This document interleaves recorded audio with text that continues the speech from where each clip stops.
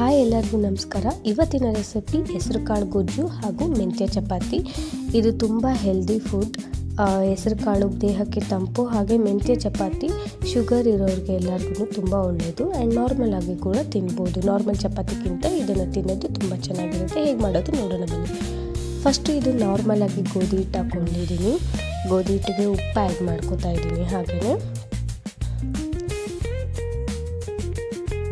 ಹಾಗೆ ಉಪ್ಪನ್ನೆಲ್ಲ ನೀಟಾಗಿ ಮಿಕ್ಸ್ ಮಾಡಿಬಿಟ್ಟು ಇದಕ್ಕೆ ಹಾಗೆ ಸ್ವಲ್ಪ ಆಯಿಲ್ನ ಆ್ಯಡ್ ಮಾಡ್ಕೊತಾ ಇದ್ದೀನಿ. ಕುಕ್ಕಿಂಗ್ ಆಯಿಲ್ನ ನಾನು ಸ್ಟಾರ್ಟಿಂಗಲ್ಲೇ ಸ್ವಲ್ಪ ಆ್ಯಡ್ ಮಾಡ್ತೀನಿ.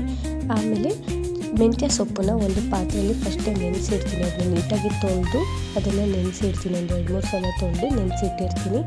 ಆಮೇಲೆ ಅದನ್ನು ಚಿಕ್ಕ ಚಿಕ್ಕದಾಗಿ ಕಟ್ ಮಾಡಿಬಿಟ್ಟು ಅದನ್ನು ಚಪಾತಿ ಹಿಟ್ಟು ಜೊತೆಗೆ ಮಿಕ್ಸ್ ಮಾಡ್ತೀನಿ. ಸೊ ಚಿಕ್ಕ ಚಿಕ್ಕದಾಗಿ ಕಟ್ ಮಾಡೋದ್ರಿಂದ ನೀಟಾಗಿ ತಿನ್ಬೋದು. ಇಲ್ಲ ಹಾಗಾಗಿ ಇದ್ದರೆ ತಿನ್ನೋದಕ್ಕೆ ಚೆನ್ನಾಗಿ ಅನಿಸೋದಿಲ್ಲ. ಅದಕ್ಕೋಸ್ಕರ ನೀಟಾಗಿ ಚಿಕ್ಕ ಚಿಕ್ಕದಾಗಿ ಕಟ್ ಮಾಡ್ಕೊಂಡಿದ್ದೀನಿ.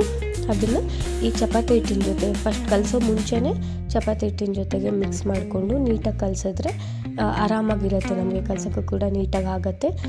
ಎಲ್ಲ ಕಡೆ ನೀಟಾಗಿ ಸೇರಿರುತ್ತೆ. ಚಪಾತಿ ಮಾಡಿದಾಗ ಮೆಂತ್ಯ ಕೂಡ ಕರೆಕ್ಟಾಗಿ ಈಕ್ವಲ್ ಆಗಿ ಇರುತ್ತೆ.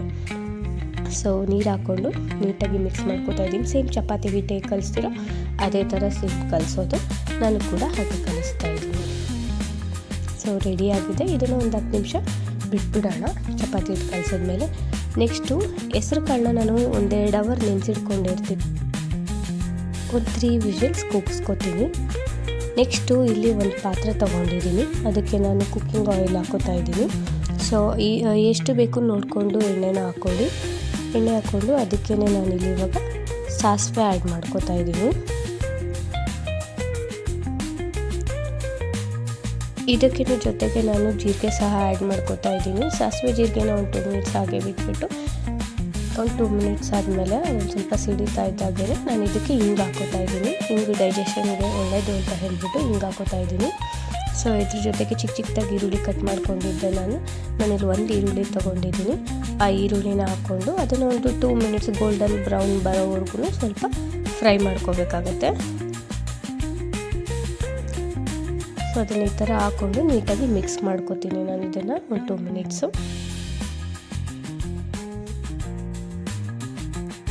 ಹಾಗೆ ಇದಕ್ಕೆ ಸ್ವಲ್ಪ ನಾನು ಉಪ್ಪನ್ನ ಕೂಡ ಸ್ಟಾರ್ಟಿಂಗಲ್ಲೇ ಆ್ಯಡ್ ಮಾಡ್ಕೊತೀನಿ. ಸೊ ಬೇಗ ಫ್ರೈ ಆಗುತ್ತೆ ಅಂತ ಹೇಳಿಬಿಟ್ಟು. ಹಾಗೆ ಹಸಿಮೆಣ್ಸಿನ್ಕಾಯಿನ ಕೂಡ ಕಟ್ ಮಾಡಿ ಹಾಕ್ಕೊಂಡಿದ್ದೀನಿ. ಅದನ್ನು ಚೆನ್ನಾಗಿ ಮಿಕ್ಸ್ ಮಾಡ್ತಾ ಇದ್ದೀನಿ. ಇವಾಗ ನಾನು ಇದನ್ನೆಲ್ಲ ಒಂದು ಸ್ವಲ್ಪ ಫ್ರೈ ಆಗೋವರೆಗೂ ಬಿಟ್ಬಿಟ್ಟು ಆಮೇಲೆ ಇದಕ್ಕೆ ನಾನು ಸ್ವಲ್ಪ ಶುಂಠಿ ಬೆಳ್ಳುಳ್ಳಿ ಪೇಸ್ಟನ್ನು ಕೂಡ ಆ್ಯಡ್ ಮಾಡ್ಕೊತಾ ಇದ್ದೀನಿ.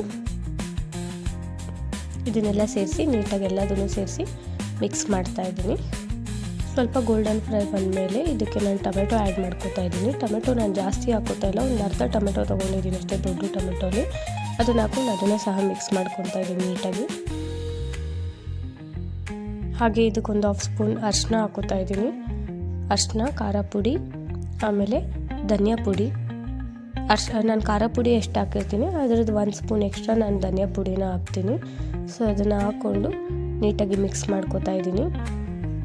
ಫಸ್ಟೇ ಮಸಾಲೆ ಎಲ್ಲ ಹಾಕ್ಕೊಂಡು ಬೇಯಿಸ್ಕೊಂಡ್ಬಿಟ್ರೆ ಆಮೇಲೆ ನಾವು ಕಾಳು ಹಾಕಿದಾಗ ನೀಟಾಗಿ ಎಲ್ಲದಕ್ಕೂ ಸೇರುತ್ತೆ.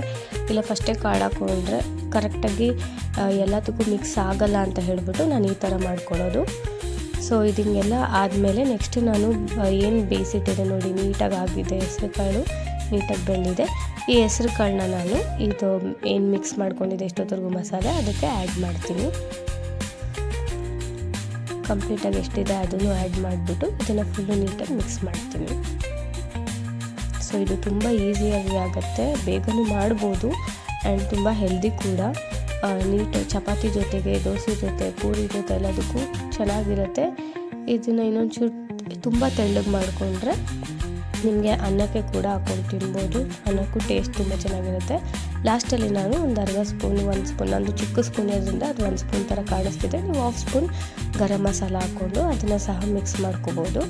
ಇದನ್ನು ಚೆನ್ನಾಗಿ ಕುದ್ರೆ ಅದೊಂದು ಸ್ವಲ್ಪ ಗಟ್ಟಿ ಆಗುತ್ತೆ. ನೆಕ್ಸ್ಟ್ ಇಲ್ಲಿ ನಾನು ಮೆಂತ್ಯ ಚಪಾತಿ ಮಾಡ್ಕೊತಾ ಇದ್ದೀನಿ. ನೋಡ್ತಾ ಇರ್ಬೋದು, ಸೇಮ್ ನಾರ್ಮಲ್ ಚಪಾತಿ ಥರ ಇರುತ್ತೆ, ಬಟ್ ಮೆಂತ್ಯ ಮಿಕ್ಸ್ ಆಗಿರುತ್ತೆ ಅಷ್ಟೇ. ತುಂಬ ಹೆಲ್ದಿ ಇದು. ಲಾಸ್ಟಲ್ಲಿ ನಾನು ಇವಾಗ ಕೊತ್ತಂಬರಿ ಸೊಪ್ಪು ಆ್ಯಡ್ ಮಾಡ್ಕೊತಾ ಇದ್ದೀನಿ ಗ್ರೇವಿಗೆ. ಸೊ ನೀಟಾಗಿ ಕುದಿ ಬಂದಿದೆ. ಎಲ್ಲದನ್ನು ಮಿಕ್ಸ್ ಮಾಡ್ಕೊತಾ ಇದ್ದೀನಿ ಕೊತ್ತಂಬರಿ ಸೊಪ್ಪು ಹಾಕ್ಕೊಂಡು. ವಿಡಿಯೋ ನಿಮ್ಗೆ ಇಷ್ಟ ಆಗಿದ್ರೆ ಸಬ್ಸ್ಕ್ರೈಬ್ ಮಾಡಿ, ಕಮೆಂಟ್ ಮಾಡಿ, ಲೈಕ್ ಮಾಡಿ. ನೆಕ್ಸ್ಟ್ ವಿಡಿಯೋದಲ್ಲಿ ಸಿಗೋಣ. ಅಲ್ಲಿವರೆಗೂ ಥ್ಯಾಂಕ್ ಯು ಫಾರ್ ವಾಚಿಂಗ್.